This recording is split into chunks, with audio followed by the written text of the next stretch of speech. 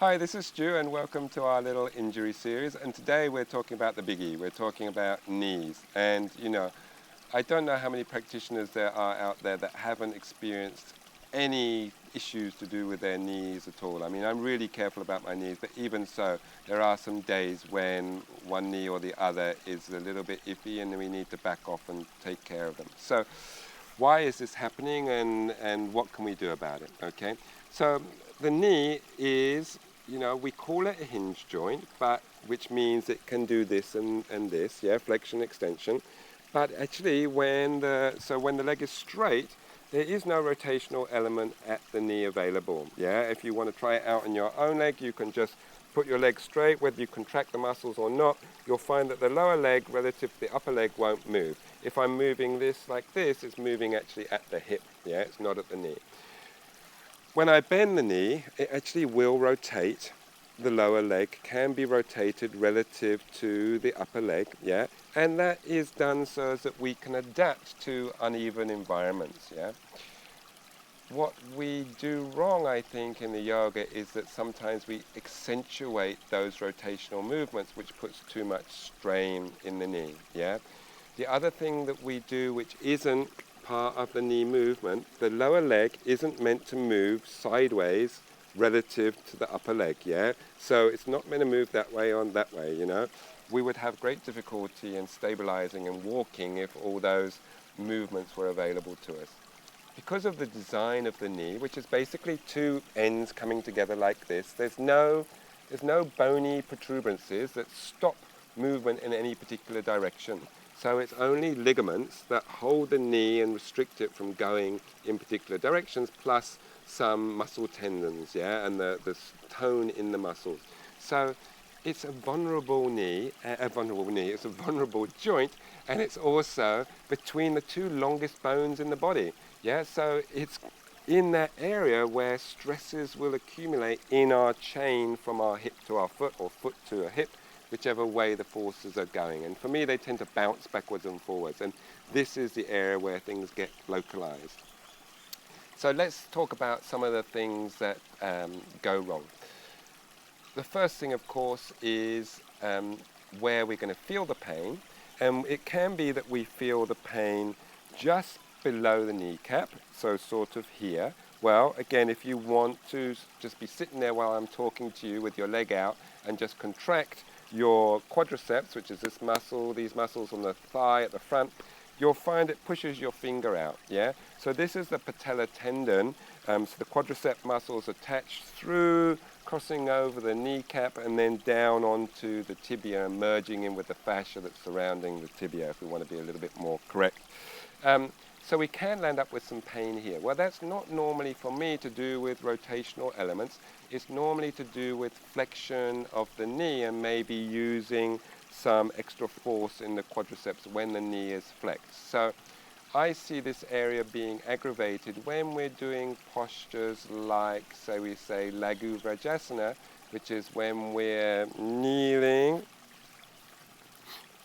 in this sort of position. And then we're going to be going back, and we're coming back like this, and we're taking our heels, and we're going all the way down to the floor, yeah? And then we're needing to use our thighs to bring ourselves back up, yeah?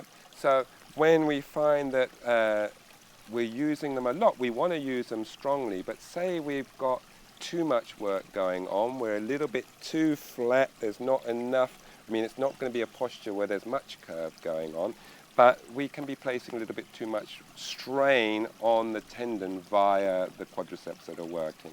Yeah, I know in myself I aggravated this sort of area when I was trying to get leg strength up for doing Kapotasana. Yeah, and so what I was doing was to go down, lowering my head to the floor from here, going over the top, lowering myself down and really trying to keep strength in the legs and then touching the floor and coming back up again. And it was very nice. It was a strengthening exercise for sure, but due to restricted range of motion in certain areas, I think I was placing too much strain in the quadriceps and across to the quadricep tendons. So just watch those. It's good to work on the strength, but it is possible to cause some aggravation, yeah. If we're getting some pain sort of below the kneecap, yeah, this can be sort of patellar tracking or something to do with some imbalances around the thigh muscles themselves. And to be honest, if we weren't talking about yoga, then we would say that probably 80% of the pain we get around the knee could be due to some sort of tensional pattern in the thigh muscles, yeah? I mean, there's not just the quadriceps, of course, we've got the IT band, the tension fascia lata, the sartorius that's coming through here, and the adductors down the middle. So some sort of tensional pattern that's not actually working to the best of our advantage, creating a little bit of imbalance and more forces going towards one side or the other, or stopping the patellar tracking particularly nicely, yeah? Of course, you're not really going to be able to work out what's going on with all of this unless you experience restrictions in certain movements. So I always say to people, you know, if you're super open in the hips, in your seated positions, in your Baddha Konasanas, in your Padmasanas, but when it comes to then rotate the hip the other way and do Triangle Mukha Kapada, that sort of thing, that you notice there's a massive difference. Well, that is going to come out somewhere in the wash relative down the line, yeah? So you want to be trying to create that balance. Look for balance, see those areas which are not the same and work on those. Don't just leave it because they will just sort of stay the same. As you get more flexible, the differences will still be there, yeah? So the next big thing that we see is pain either on the inside of the knee or on the outside of the knee. Now, we have two important sets of ligaments around the knee which are working on that stabilization. We have two inside, so this is the cruciate ligaments, the anterior and posterior cruciate ligaments inside the knee. Very common injury when it comes to football, skiing, those sorts of things, but really not common when it comes to yoga because we don't have those same sort of forces. There's sort of, what tends to happen is it's a medial movement of the knee along with some flexion and a combination of movements that creates that dramatic strain. Yeah, so we don't have those sorts of strong forces in the yoga that we do in those either contact sports or where you have contacted something like in skiing and you continue on but your lower leg doesn't, yeah? So it's not normally the cruciate ligaments that we have problems with. It's either the meniscus, yeah? So that's like a cushioning area between the upper bones and the lower bone of the leg. And it can be squashed and then it can either fray or tear because of particular forces at play. So it's either that or the ligaments on the inside or the outside of the knee, which are called the collateral ligaments. So this would be the medial collateral because it's on the inside, or the lateral collateral, yeah? We can get a little sense of what it is by having a little feel here. So if we have medial knee pain and we can find the ridge which runs like this between the tibia and the femur, and the pain is localized in that ridge area, then it indicates a more likelihood. You can see how reticent I am of saying it's going to be this because it's a very complicated area. It's just going to give you maybe a direction of thought, yeah, that it might be meniscus, yeah, if it's in that line coming across this way. If it's in this line coming across this way and we can feel maybe starting here that there's some discomfort all the way along in this line, then it's more likely to be the medial collateral ligament, yeah? So how do we hurt these particular areas in the practice? Let's start with the medial meniscus area, yeah? Mostly it's when the foot is in Padmasana, yeah? So, and that we're not open enough in the hips because of this movement that I said isn't meant to be available at the knee, this talking movement, yeah? So when we're coming to put our foot into Padmasana and we want, maybe I'll do it the other way around, I'll do it with this leg. We want lots of external rotation available at this hip so that then we can just taking here, we can slide that foot in and the knee should be near enough relative on the floor and the foot in the hip crease, yeah? If the knee is up here, we can see that we are not open enough in the hip, and we're placing strain here because this part, and it's normally actually the second leg in that causes the problem. So what I'll do is I'll reallocate myself. I'll put this foot in first, and then I'll just give you the demo on this side. We've got this foot in, okay, and now we're going to get this foot in. If I now just pick up that foot, yeah, I have to pick it up over the top of this leg to place it into here, yeah. This foot is holding this leg down basically, and there's not a lot more rotation happening there. So unless I'm already quite open, then what can happen is if this leg is stuck on the floor and I'm trying to pull this leg up without much regard, I'm basically torquing the knee and playing pressure in here, yeah. This isn't a video about getting into Padmasana, but there's better ways of doing it, basically crossing more towards the center.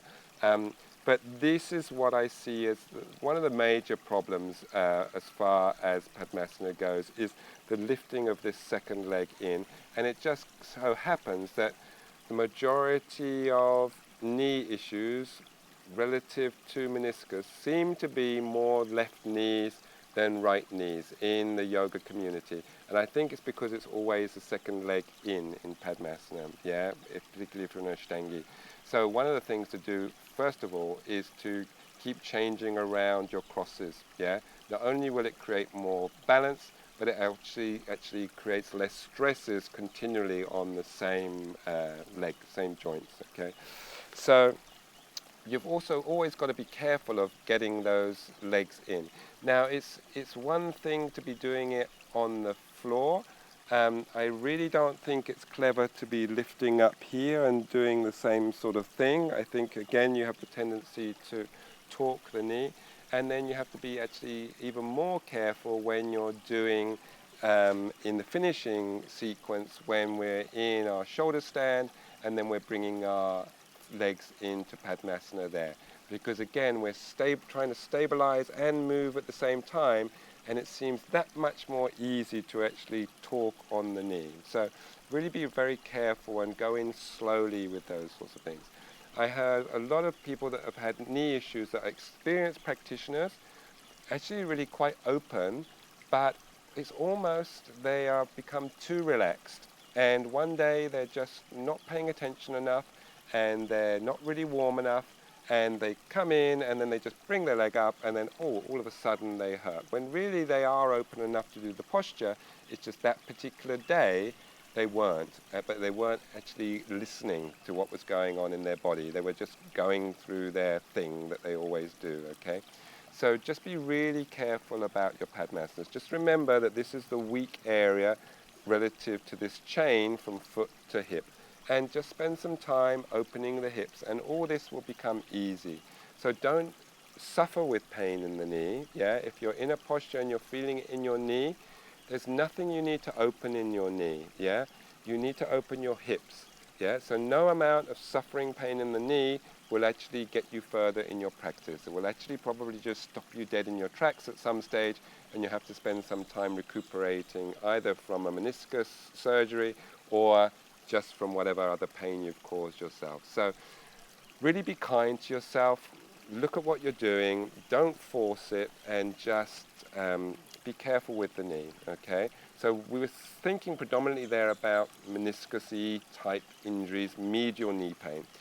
I don't know what the figures are, but I know that some things you read, they say 85–90% of people will be feeling pain on the inside. The other 10–15% feel it on the outside in some of these postures, yeah? If you're feeling it on the outside, the same sort of thing goes. You're torquing it some way, so just look at what you're doing and open your hips in the relative direction that they need, and be comfy, yeah?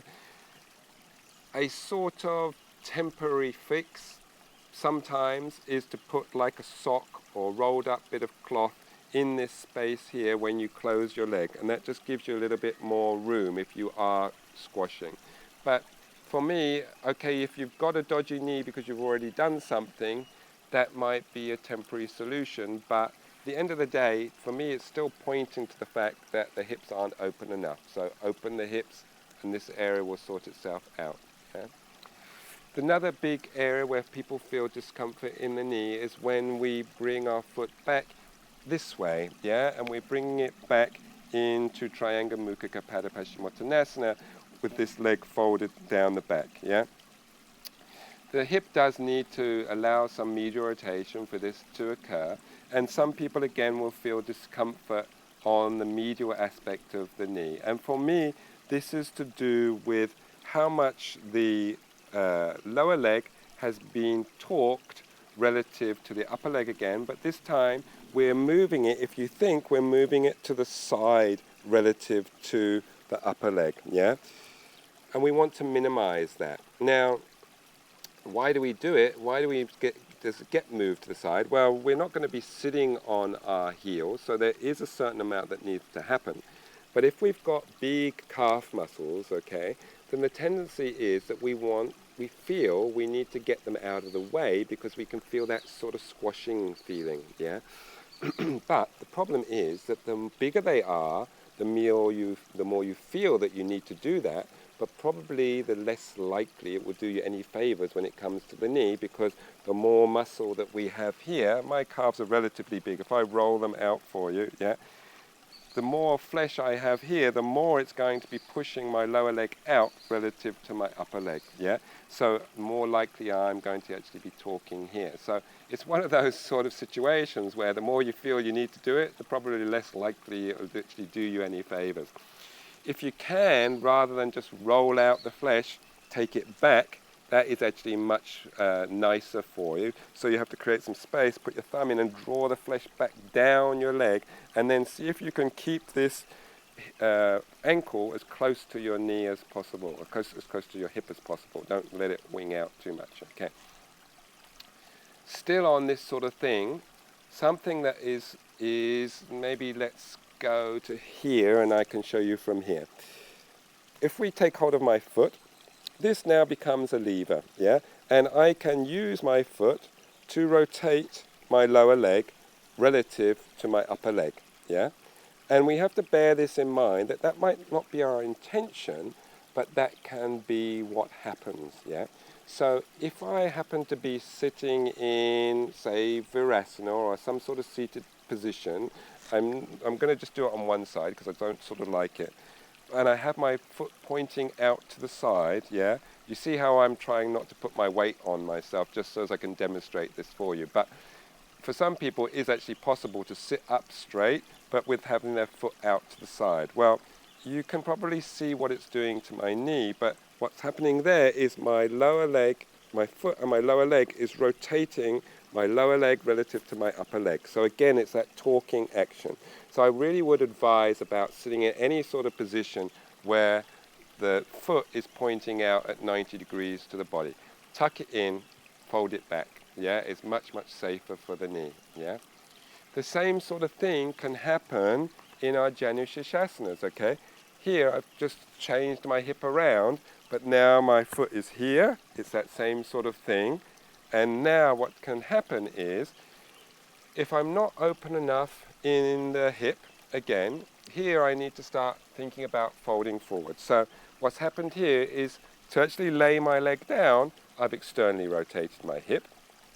Now my leg is going to stay where it is, and I'm going to move my hip relative to my leg. So first of all, I move my leg relative to my hip. Now I'm going to move my hip relative to my leg. So we've got external rotation here, and now we've got more external rotation as I come forward. If I've used up my amount of external rotation that I've got in my hip, and now I start to come forward, and I'm going to try and sort of demonstrate this for you, can you see how this leg is coming with my hip, yeah? So now it's coming with my hip, but I have my brake, yeah? I have my foot stopping my lower leg from rotating with my upper leg. So again, I can have that rotation of the upper leg relative to my lower leg. So if in the Janus and you're coming forwards, you're feeling pain in the medial knee, this is what's happening. You're not open enough yet in the hip. So ease back a little bit again and look after it. one thing I found that sort of suits it, and it does a sort of a double job at the same time, is by actually taking this heel out more, okay, we become less symmetrical in the hips, but we have a nice straight line here, which means that I can actually roll a little bit on this leg. It's actually more opening in the groin than the other one. And from there you can then come forward here. So if you find discomfort with the first one, try this, yeah? But I think if you're going to do this, to try and get your body right over this leg is going to be a bit of a game. So instead of coming across this one, just come straight forward instead, yeah? And see how that feels. That might sort of sort it out for your knee, or at least be kinder while you're recuperating. And for some people it might be exactly what they need to get a little bit more space here too. So have a sort of play with that, yeah? The same thing goes, we'll carry on with this vein for just another minute or so, but just about this same foot issue, yeah? The same with when we're doing pigeon. I'll do it with this leg forwards, yeah? There's a lot of talk about what I should be doing with this foot, yeah? Well, in this position, if I was to lay down now, again I'm holding myself up so as I can talk to you, but if I was to lay down, it should be relatively fine because of the fact that I'm at 90 degrees, this part isn't moving, and my torso is sort of coming down. But if I had my foot here, and now I come down, can you see how this leg wants to rotate again relative to this fixed lower leg? So if you're taking your leg back because of tightness in the hip, which of course you may well have to do, yeah, then if it gets back here, then point the foot, yeah, because again that is going to allow this all to move at one and take the possibility out of torquing of the knee, yeah. And then the same thing goes for if you're a fan of frog posture, which I sort of actually quite like, where your legs are out quite wide and then you're dropping your chest down. If you're quite narrow, if you're quite a narrow stance, can you see that by having my foot pointing out like that, that again we have this same lever rotating my lower leg relative to my upper leg, yeah? So this is if I'm quite high, that will happen. So if you're quite high up because you're tight in the groin, again, point your feet backwards, yeah, because you'll find that it's much nicer on the knees, yeah. Of course, anyway, have something under your knees, maybe a double-folded mat, because they are, you know, they're delicate rather than being on the concrete. I'm only doing it because I'm just demonstrating it quickly for you. If you're very low, and I'll try and demonstrate very low without doing myself a mischief, then by all means you can turn your feet out, because can you see that the angle difference, the angle is different for my knee relative to my lower leg. So there's not so much of a problem, yeah? So a good indicator of where your feet should be is if your inner heel is lifting up. If your inner heel is lifting up, then basically point your feet. If you're in a position, so if I was here and I was trying to do this and that was lifting up, then I need to point my feet. But if I can get way down here, then I'm okay to actually point my feet outwards, yeah? So just think of the actions that are going on in your body and how you're using different parts. I know we've looked at Janu C in a separate video, and we talked a little bit about, I was taught to go into it like this, yeah? And you can see it's exactly the same thing. In fact, you can see it happening. You know, I'm actually rotating my lower leg relative to my upper leg to try and get it round and in there. I won't go into that now. If you're interested, watch that video and see what I have to say about Janu C and how it was actually nicer to go into it a slightly different way. But it's always about what is happening with this lower leg relative to the upper leg, yeah? I'm just going to show you one more, which is to do with the warriors, and this is going to be Warrior 2. It can be also repeated in Prasarita Padanasana, any of the Prasarita Padanasanas where we've got our legs out, so the same sort of thing goes. And what we'll do is we'll just cut in a little bit of a video here and I'll talk us through it while I'm in it, and then I'll come back again in a sec. So here we are in our Warrior 2, okay? And what I want to talk to you now about is, okay, the leading knee, that we often take our attention to that, and we want the knee tracking in line with the foot, of course. That's a biggie, and we want to make sure that we're lifting up on the arch of the foot, and we want to be engaged in the quadriceps to work on our strength. That's cool.